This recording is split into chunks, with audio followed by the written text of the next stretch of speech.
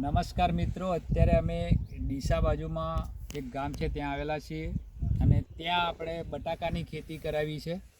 તો જે અમારા મિત્ર છે ભગતભાઈ, તો આપણી જે ઇન્ડિયા ગ્રોની પ્રોડક્ટ આમાં યુઝ કરાવી છે.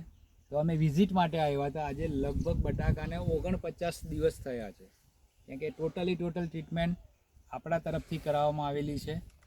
તો થોડોક અભિપ્રાય લઈએ કે ભગતભાઈ, બોલો. તમને કેવું લાગે છે? સારું, સરસ લાગ્યું કે આ તમને પૂછીને ટ્રીટમેન્ટ કરીને એનાથી ખૂબ સારું છે એમ. મતલબ કે કોઈ બટાકામાં રોગ જેવું ના, કંઈ કોઈ લાગે કશો છે? રોગ ને સારું, આમ એકદમ સારું. તો મારું કહેવાનું કે આ પ્રોડક્ટ વપરાય કે ના વપરાય? વપરાય, આ પ્રોડક્ટ વપરાય. પણ બીજા રહી જાય ભલે, આપણે તો કોઈ બેર્યો આ વપરાશે તો ઉતારો ડબલ મળશે અને બધું સારું, આ વ્યવસ્થિત આ ખેતી સારું રહેશે આ દવાથી. બીજું કે સિસ્ટમ પ્રમાણે કામ કરો હા. તો તમને રિઝલ્ટ મળે.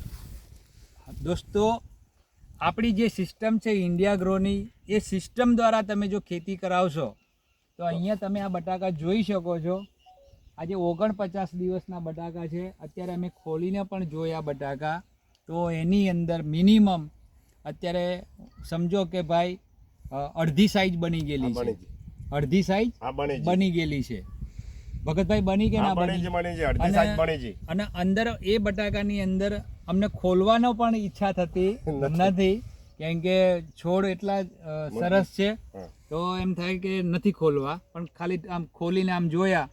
તો દોસ્તો, તમે પણ આ રીતે તમારા મિત્રોને ત્યાં જાઓ ફિલ્ડમાં અને કમ્પ્લીટલી સિસ્ટમ પ્રમાણે સમજાવો તો તમને સારું રિઝલ્ટ મળે.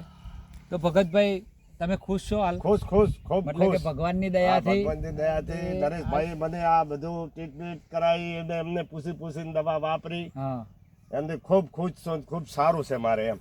ઓકે વપરાય. ઓકે, જય હિન્દ, જય માય લાઈફ.